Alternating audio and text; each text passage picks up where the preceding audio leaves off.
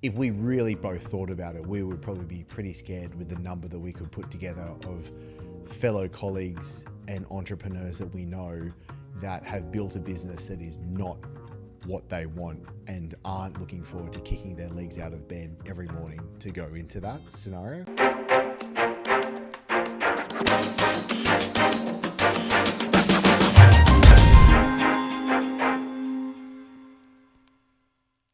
So just before we started, I was shooting a VSL video, me talking in front of camera. And one thing I said was, there's only one question that you as a business owner need to be answering right now. And what is the easiest, most predictable way for you to be able to get clients to come on board and to stay on board longer for you? We're answering that in two very different ways, which I love these conversations, and also why every time I come back to Bali, I'm always like, can I get you back down for us to be able to have these conversations together? Because this is, just so you know as well, when I was living here, James and I would have our Friday morning bro date of coffee, eggs, and great conversations. And it was always a case of like, there was a lot of gold that was there, and it's always nice to be able to share that stuff out. And so our previous conversations were amazing. And with today, what I love watching you be you as a man, I watch you be as a man, and do you mean going through your journey, and I love and respect and admire you doing that. We'll stick to business today. And then what you're doing with the model in which you're doing it your way. And it was funny, I woke up at like 3:30 this morning for some reason. You were up early as well, but I had no actual reason to wake up early. And I was actually reading a Dan Kennedy book, and he was talking about how he very consciously chose to be very protected with his time, and how he would do things and not do things, and how there was constraints, and how that would piss some people off, but that was a good thing because it works for you in other ways. And it, like, he calls it a wealth magnet. You're doing the exact same thing with this as well. So when it comes to the sequencing of what you're doing, let's first preface this for someone that has no idea what the hell we're talking about. The intention of the way that you've set your business up now, and then let's go into the sequencing, what the actual numbers look like, where you want to take it, and why it's going to get there. The orientation towards the business starts in life, right? So the sequencing for me started when the decision and the commitment to only do client serving work on Tuesdays and Thursdays. And interestingly, as I've gone along, I've even constrained that to Tuesday and Thursday mornings. So it started with the constraint of, what do I want my life to look like? And therefore, what business do I need to design to serve it? Because what that enabled for me was like massive amount of creativity and like a rules and a forcing function of going, well, I'm going to have to be pretty damn deliberate and creative to make the money I want to make, to deliver the levels of service I wanted to deliver my clients, which is access to my brain, with such kind of tight constraints. So for me, it started, okay, what's the highest leverage that I can deliver in that time frame that I've restricted? So 12 months ago, when I was terminating my partnerships after a couple of years because of life changes, I was like, the fastest way for me to get back in is just go straight out. I'm having a mentorship offer where I mentor you one-on-one. Like, this isn't a course, this isn't a program, there's not lots of videos. You'll get access to my IP and my stuff and templates and things, but we'll only deploy them based on what you need at the time. So I went out at $1,200 a week, and I took 16 people. And the first sequence was like, what's the easiest thing to sell? And like straight up mentorship, coaching, consulting. One-on-one's an easy thing to understand. You get access to me, I ask you questions, we decide what to work on, and then we work on it, and this is how you access me. So that is Zoom, Slack, and it's pretty fluid within those constraints of working on Tuesdays and Thursdays. So that put me back in the game, I can charge those rates, so I've got leverage from experience because I've been doing it for a decade. So I can charge high rates and I leverage experience, so I can make 40, 50, 60 grand a month just by selling my time. But the game was always like, how do I add more value and add more leverage on top of that? Value for clients, but also leverage for me. So then the next sequence, the next layer is like, what do people need and what do people want past me and my stuff? Well, they need community. They need the hive mind, the value of other people's experiences, interaction. So I built a community around those people, 16 people as a community. It started ramping up. And then I said, we're going to have a group call every week. So rather than just the one-on-one pieces, I added a group call and a group component, which has the dual benefit of giving me time back, because as people are being served and have access to me on a group call, they do less one-on-one. Mm-hmm. So it starts to bring the leverage scales back into it. And they've got a community and interaction, all the wonderful things that, we know we get if you've invested in coaching or consulting or mentorship. And so that was the next leverage layer. And then I've got a product, right? Because I'm hosting calls every week. We've got trainings, we've got access to great people. And then I go out there and I sold that I did the first 20 members who could have access to just the community layer at $250 a week. And that's now $500 a week. So I slowly marched the price up. So to me, like, if I pause there, the piece is like getting in the market, adding how can you go deep and intimate and, maximize your effective hourly rate with the constraints that you have. I'm working with someone at the moment. She wants to have a baby soon. She's like, I don't want to work more than 3 days a week. Like Mondays and Fridays are off limits. So I'm like, great, this is constraints. And I'm working with someone at the moment who's stuck at a certain number.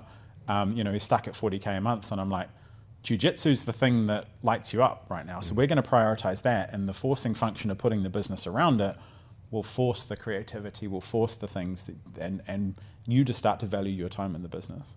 So for me, the leverage is layers of adding these things as you go along and being deliberate about what's the easiest thing to sell into the market, where's the demand, how can you add leverage to that? How can you add value to the clients? How can you add leverage to that? How you can add value to the clients? And then once the flywheel's spinning, then it's about keeping within your boundaries.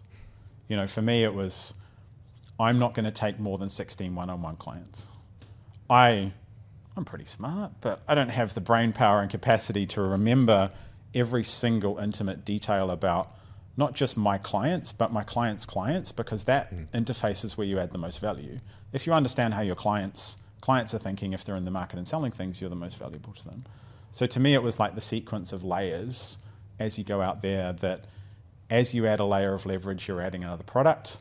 And if you're adding another product, you can go to the market and sell it. What I love about this is, number one, it starts with what is it that my life wants to look like first? Yeah. Which is great to say, but I think we also know can be a terribly tough question to answer, because I don't think we're nurtured or cultured into being able to really like truthfully answer that question. And it was like, all right, if it were a blank slate, what does a perfect day look like for me? Yeah. Like, what time do I want to wake up?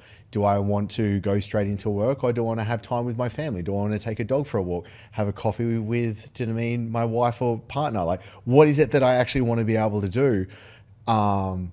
Which I find super interesting, because I struggled with that question of like, I have all the freedom in the world, but now I need to give myself these enabling constraints for how I best want to be able to operate with it. So we start with, what actually is the life that I want to be able to lead? Yeah. And therefore I'm building my business to give me that. Yeah. If we really both thought about it, we would probably be pretty scared with the number that we could put together of fellow colleagues and entrepreneurs that we know that have built a business that is not what they want and aren't looking forward to kicking their legs out of bed every morning to go into that scenario. That kind of sucks. And so I'm almost like wanting to just like shine more light onto that and be like, look at what's happening, look at how you're actually applying this, because it's best done by, it's like, do not argue what a good man should be one. And I think you're just being a remarkable example of that as well. But then also the case of, it's a stepping stone as well. Like you started with one step. Okay, this feels really good now. What's the next step? What's the next progression that I can make to this? And this, what you said, like sequencing is really important, because I feel like too many people are trying to see the end of the road from the very beginning, and that's just not the case. Like even recently, we just changed our partner cadence, and it was remarkable because by actually taking things away they got more value. And so I think a lot of people are thinking, oh, they need more one-on-one calls with me. They need more of this. I need to be doing more of that. And they're trying to stack all this extra value. But what they're probably doing is making it actually harder and more time consuming with more drag for their client, which is actually then stopping or hindering them from actually getting the results that they came to in the first place. Yeah, fully. Like simplicity is achieved, real simplicity is achieved through complexity. So the evolution of something is usually not valuable to add things, it's usually more valuable to take them away. And more partnerships and relationships die because of indigestion rather than starvation, because you smother them or you give them too much and they're like, this is too much, and I both business and other types of relationships. But the nature of the evolution of things is like simplicity is only the things that person needs to do, and only the things that you need to do. So if you put constraints on it, then you're forced to say, okay, we're only going to do the things that need to do. So your job becomes, for a client, much more diagnosis, because I have lots of answers. I have lots of systems. I can solve lots of different problems, and I've solved most of those problems dozens or hundreds of times before. So your job becomes, you're more like a doctor diagnosing what the illnesses of the business or the the ills of the individual, and then just, okay, there's a system, now go and deploy it, because that's where the value is. The value is diagnosing and applying the right system, not talking about all the wonderful things you can do for them and forcing it on. Yeah. But even me, who have a network, a reputation and credibility, I still have to take those steps back into the market, because, as you say, most people go to, I just want passive income. Like, most people's intention of building the business is measuring how little they can work to get the most amount of money. I'm measuring how effective is my work to deliver the most value so I generate the most amount of money. Very different. They sound the same, but they're completely different in their intention. Yeah, I wish everyone could just rewind that and just listen to that over and over again, because I think that's really, really important. Yeah. Is there an objective measurement in which you are trying to actually gauge that by, and which you're working towards? The scoreboards the first scoreboard we've got is like setting up how much you work. So I categorize in 3 ways in terms of the output of the business. The time component is, I'm only going to work Tuesdays and Thursdays with client serving work. And just so no one misunderstands me, there are days while I'll sit in my office for 8 hours. I'm editing a book at the moment. It's taking dozens of hours. That's work, but it's not client-facing work. The second piece is the energy piece. I proved to myself that I didn't want to acquire the skills of hiring and managing and running a team, because I did it, and I was like, I don't value those things, so I'm out of that. Yeah. So I have a solo business model, where solo in the sense of I am the person responsible for delivering to clients. I have one assistant, so I'm not on my own, but I am directly, solo delivery model, and that's my energy model. Yep. That's the model I've chosen. And then the money model is, effective hourly rate and, daily revenue. And if you want to measure on a revenue per employee basis, that's, I think, they're useful metrics as you go along. Which is funny, because that's one of the metrics I'm moving towards at the moment. And when we had this conversation last week, and it was, how does the target was it's 1.5 million revenue per team member. Yeah. How do we get towards that? Which I find interesting, because it was a hell of a lot simpler when I actually went through the thinking process. It was like, oh, this could totally be done. And then I was like, how is it 2 million a year per team member being able to come on board? And then now that it was funny, because now that I set that as the benchmark, I'm very diligent about, okay, where does growth want to go, and what are the actual options that we're going to choose for this as well. But I love it how you can almost triangulate, how am I going to base my decisions from now on with these different functions that can kind of force me to go the right way. Yeah, fully. In terms of those, when you put the constraints on it, again, it forces the creativity of, okay, what does the next layer of leverage look like? I think it's more fun as well. I've gamified it. Like, how do So I... there was another day, maybe it was a couple of weeks ago or something like that, but in the message thread with Bolton that we've got, you're like, you went back through some SaaS and like you're cutting things out that you're like, we've all got these bloody things that we're paying for that we don't look at the credit card statement, and how fun it is actually cutting those things out and then being able to look at like the profit margin, just like it's still increasing. Oh, it's a fun game. I cut the one of the business cards expired, so I got all the failed payments and I let them come to see which ones I'd missed. Good decision. Even though I look at them, $800 a month. Yeah. And I'm like really disciplined about and diligent about just crappy software, and you accumulate those 197 subscriptions. Yeah. It's like $800 a month. Damn proud of myself. That's really cool. It's meaningless in terms of the relative to the profit but it's I make, fun. but it's fun in terms of like, how lean can you make it? Yeah.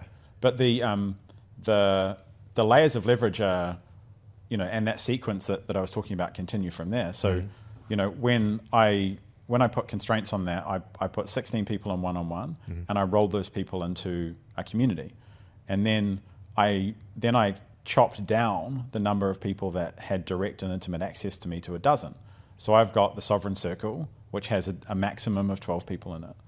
And then that constraint is there. It will never have more than 12. And people keep asking me, like, because it's full, people keep asking me, are you going to start another? No, the constraint is the point. Yeah. Because my energy and the tension is the thing that I'm giving to you. I know intimately what you're doing, what you want, where you're going, etc. And they're paying for that level of energy that I can deploy to that because I constrain it. So I was like, I could do 25 and I'm going to halve it. And in the syndicate, I've capped it at 100 and we've got just over 80 people in there now. And then in the course of delivering the trainings and the workshops that I hold with syndicate people, I'm creating more products. And that flywheel of products is, well, I sell access to those. And that's the next layer of leverage. Yeah. So I built a product called the 3K Code, which was sequentially taking someone through making an offer, creating it, selling it for $3,000, doing $3,000 a week to doing $3,000 a day. There's 3 pillars to that. I built it from our community because they were saying, okay, it's great, I've got access to all these things and we can put them together with access, but do you have something that gives me a path, a methodology, a formula to do it? And it's like, yes. So I did that and then turned that into a product and then turned it into a community. And now I've got a couple of people who are inside my syndicate community, coaching and serving people who are inside my 3K community. So good. So then as you build up these layers of leverage, you start to deploy different elements of capital. I've deployed intellectual capital by building the 3K code for my people. Then I'm turning that into capital like cash. And then I'm using human capital, which is relationships and people who know my methodologies, to go and help people who are also into those relationships, and the layers of leverage continue. So that's, for me, a fun game. How do I match all these pieces and create that win-win positive flywheel as we go along? Because now I've got these amazing communities, but I've got one that's highly intimate and I know every moving part. And then I've got somewhere, layers out there where I don't know everybody in the community. I don't intimately know their business, etc. But someone in my world does. So we've got that network effect in those pieces. And this is how you create layers of leverage. How long has it been so far since the start of taking the 16 people on? 12 months. Amazing. Like 12 months this month. And in the last 12 months, what do you admire most from what you've done? Like, what is the thing that kind of stands out? It was like, oh, I really loved when I did this. Capping maximum numbers of each people in a community to prioritize the most important thing in a community, which is energy. The best decision, and the one, of course, that I held the most fear around, because I'm pretty good at selling stuff and I'm pretty good at marketing. So I could have 50 people in my inner circle and it ceases to be that. So having 12 and knowing I could sell it 4 times over feels amazing.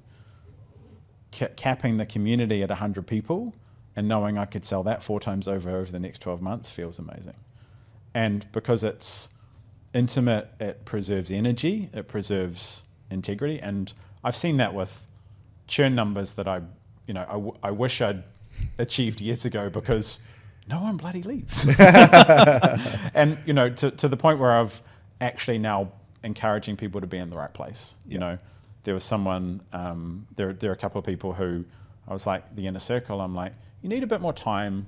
You need a bit of discovery and thrashing around in something in a place that's more comfortable. So you need to be done there. And a few people in the syndicate who are, you need in the 3K code, it's a lower level of investment relative to your cash flow as you're getting up and running in these things. You need to be there. So out of integrity and out of, you know, making sure it's the right, putting people in the right place, you can be very deliberate about where you place clients for the best of, you know, for their benefit, but also it opens up a spot for someone who is the right fit. So much so, because I think you and I are very much like in certain groups and stuff like that we go in, it's very much about who's not in the room, that who's in the room as well. And you being able to protect that is super goddamn important. Because if you let a bad apple in there, well, then it's going to lower the level of everybody. And if there's lower level conversations or just bad juju and energy, it's just not a good thing for anyone there at all. Out of the process in the last 12 months, what's one thing that just didn't go the way that you thought it was going to? This is like a negative positive.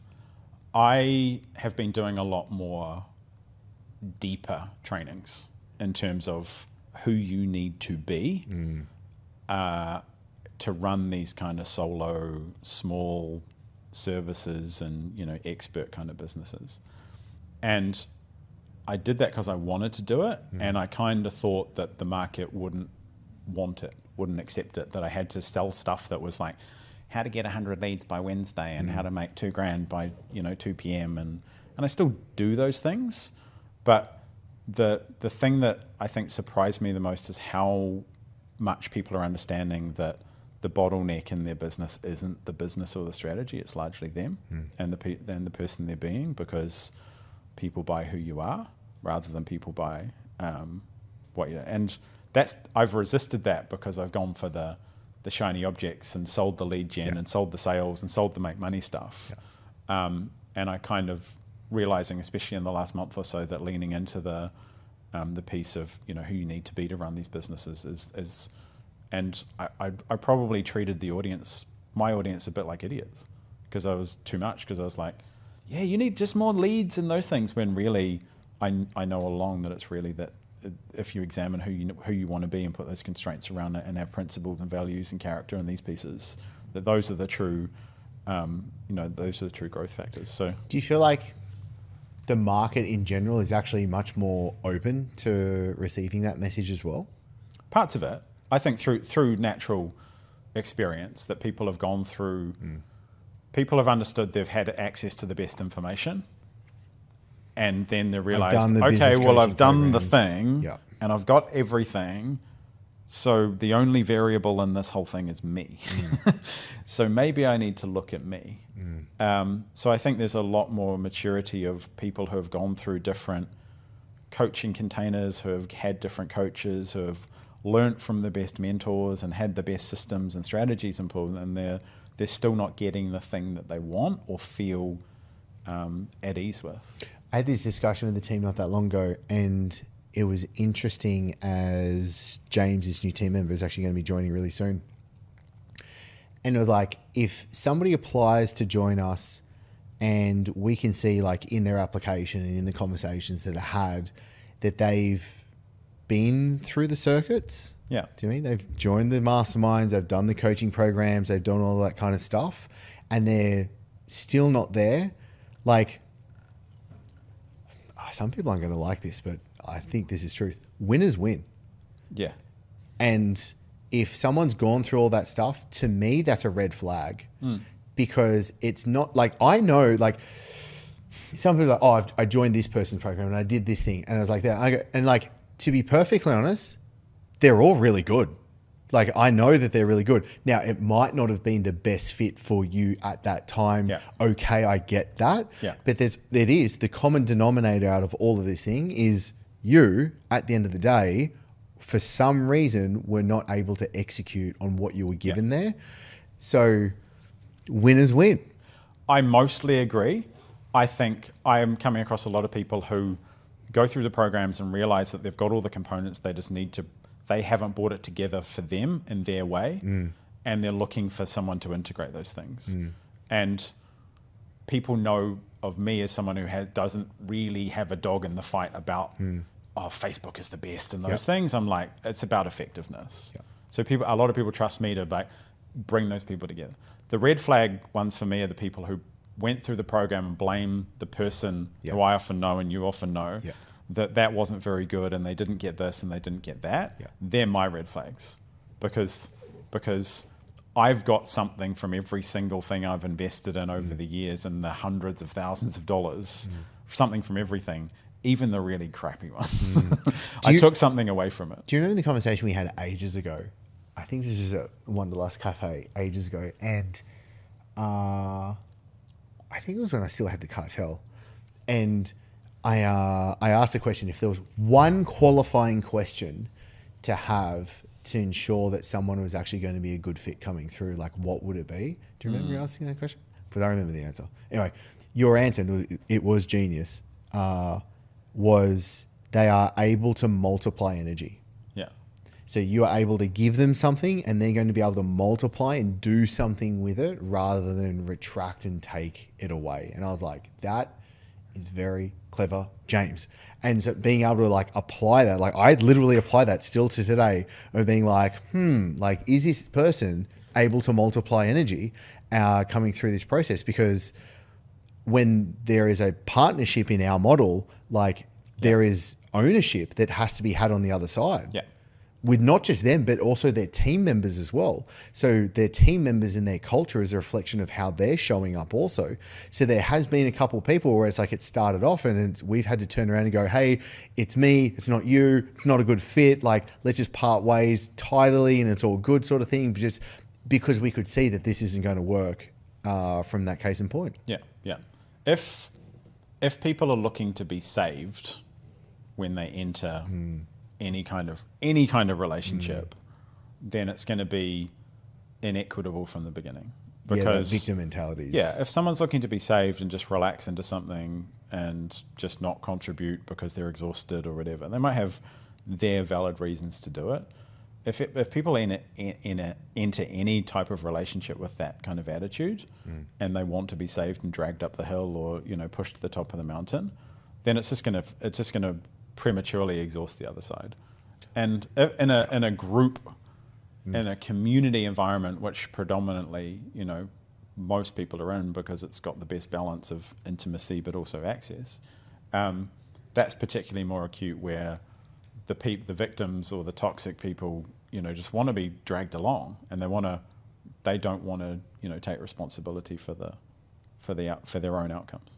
What do you think the ingredients or recipe that cultivates and creates a great community? I think people work that out well before me, but I think one of the things that because it never instinctively felt right for me, one of the things I've done a good job on is having a big diverse range of revenue in a community, and also I've always had a diverse range of industries and practices and experts. I've never been like just coaches or just consultants or just practitioners. I've always had so the diversity of both the people and their experience provides a high level of experience and interest for people. I'm sorry, all I can think about right now is that, is there a word that's like racism or sexism, but for people at revenue levels?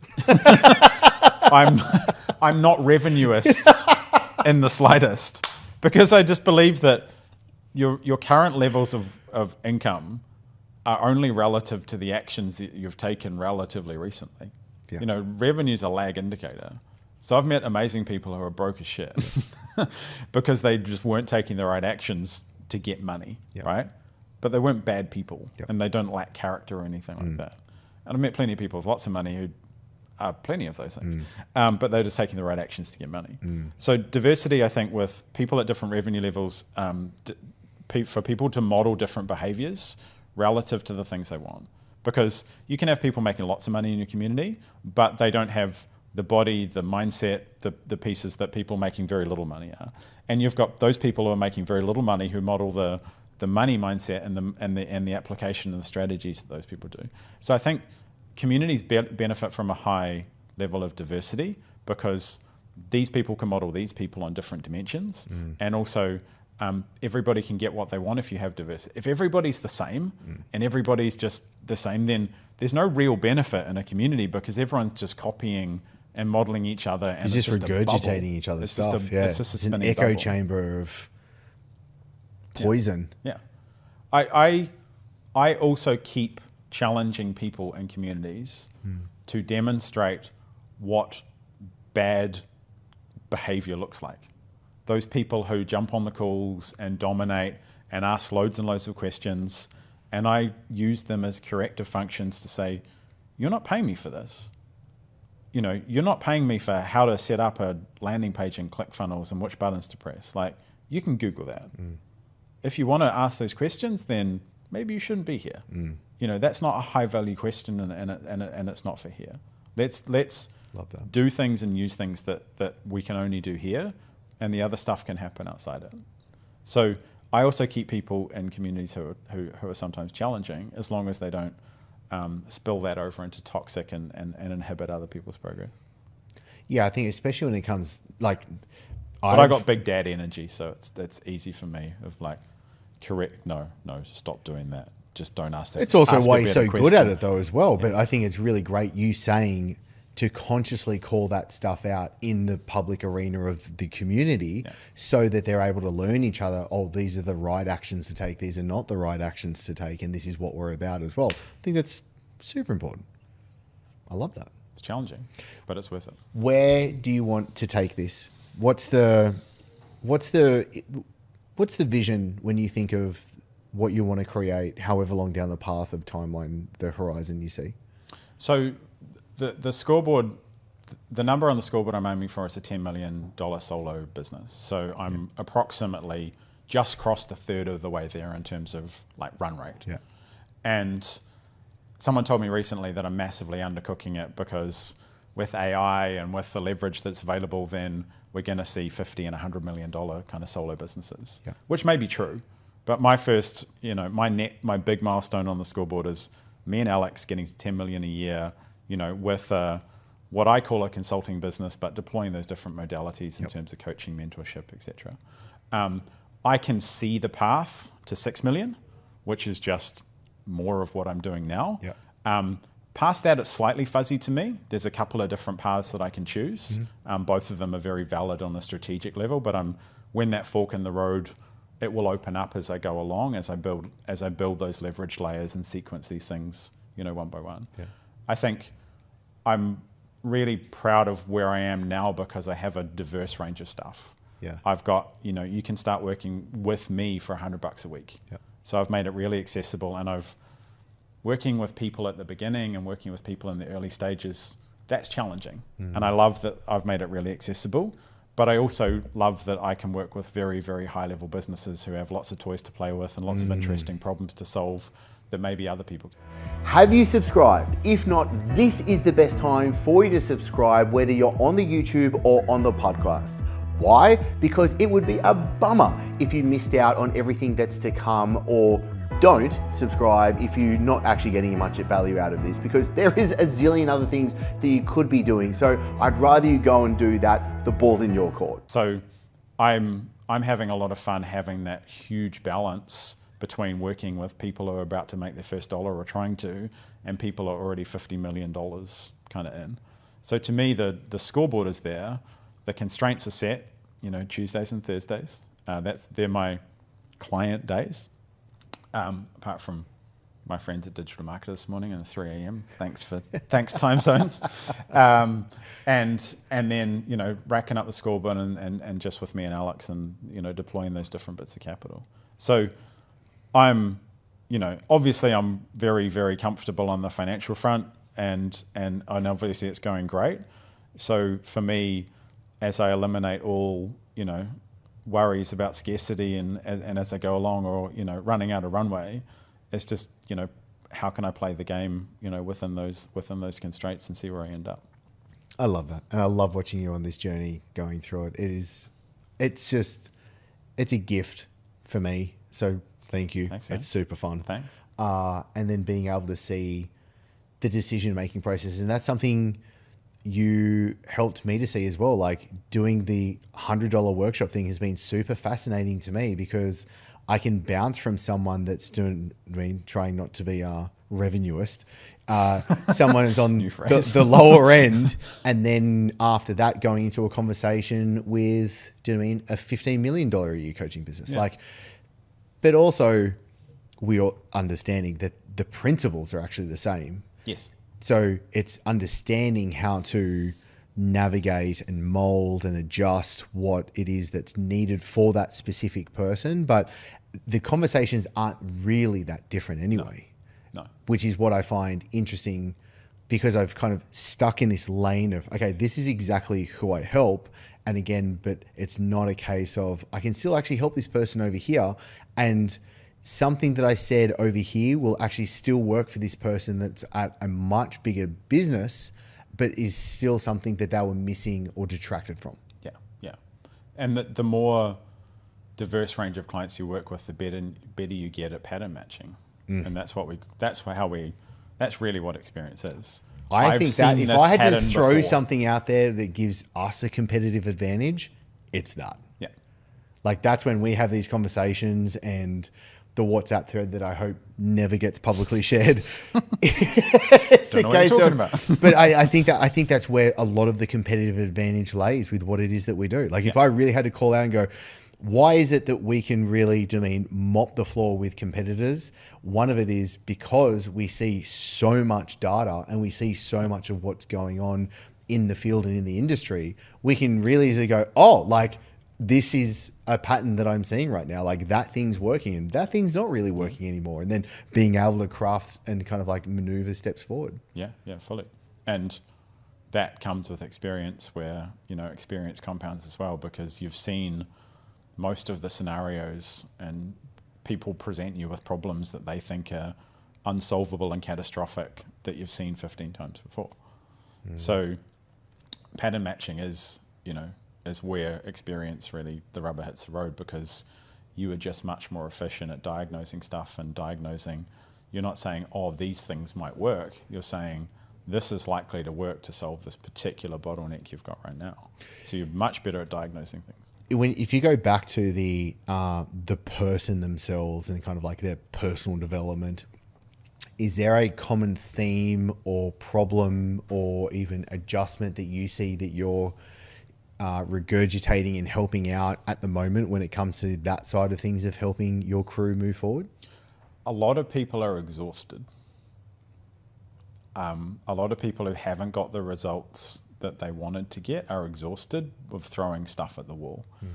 A lot of people are exhausted at the other end because they built those prisons that you refer to, that they've got this big team and this big infrastructure, and they've just built pressure and stress around them, and they still have to do all the things that they kind of hired other people and tried to delegate out to do.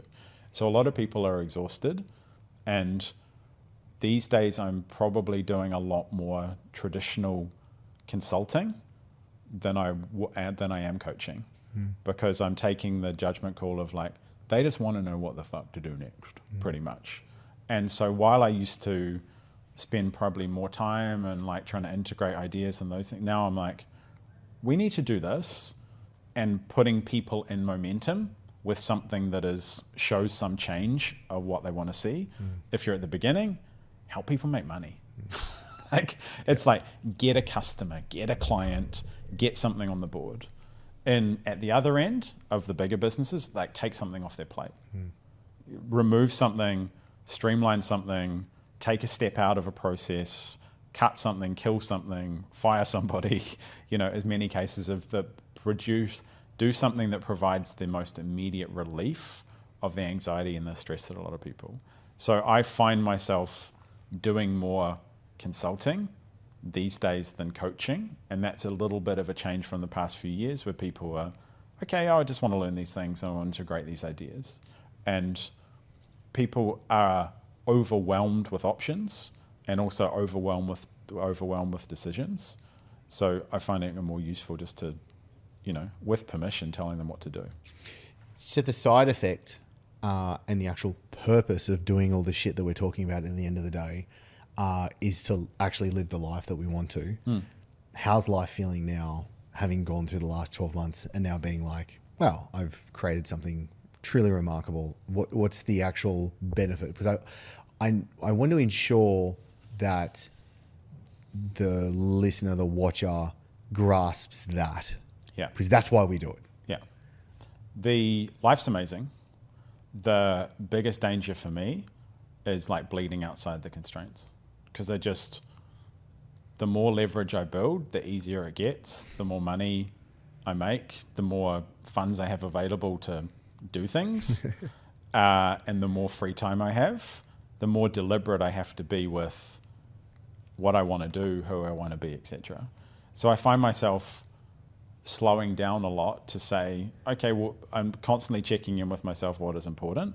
And sometimes if I'm trusting that if I want to work for a full day, I'll just go and work. I'll just go and work on the book. I'll create something, etc. If I want to do nothing for days, I will do that too. So I'm very much trusting the intuition of, working and rest and not much in between, because I've created an environment where I need to be, because it's highly effective in what I do and I earn plenty of money in the application of it.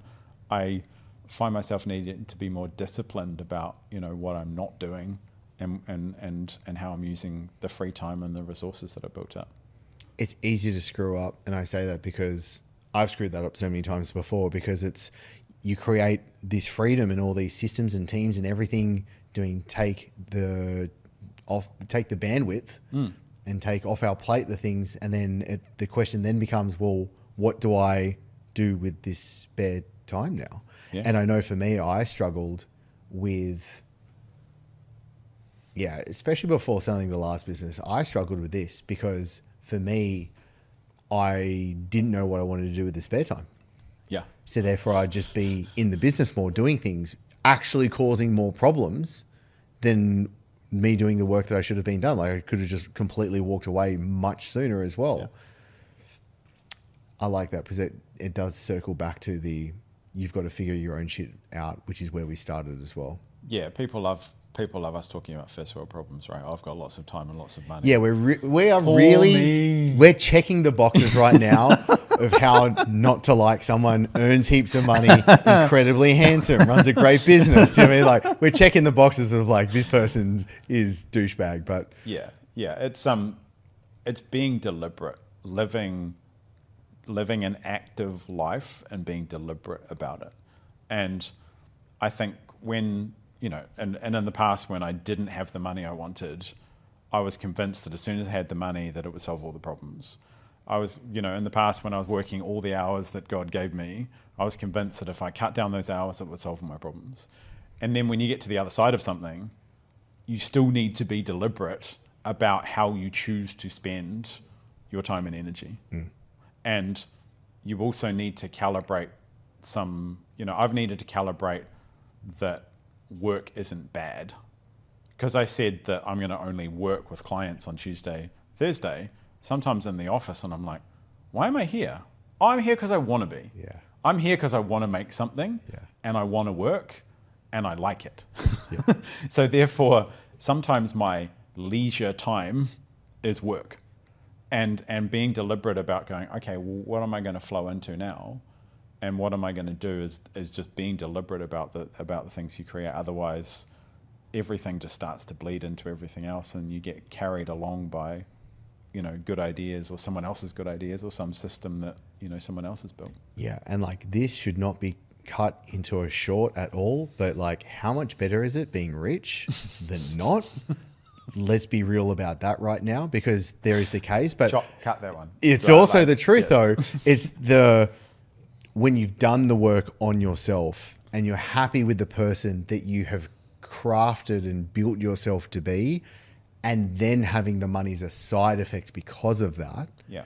I think that has been the brilliant thing. And that's what I'm truly grateful for, being able to be in that position.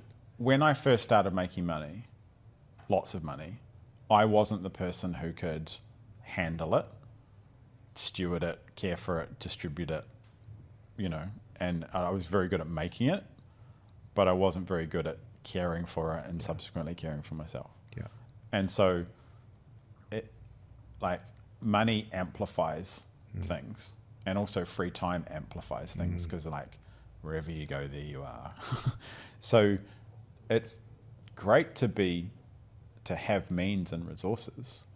It's amazing to be able to do pretty much whatever you want, but you still need to have a character. You still need to be very deliberate about the character and the values that you're operating within. Otherwise, it's not difficult to be a rich arsehole. Oh, it's very easy to be able to do it, but I very much hope that you and I are not that model. I know that we're not, but Maybe occasionally, but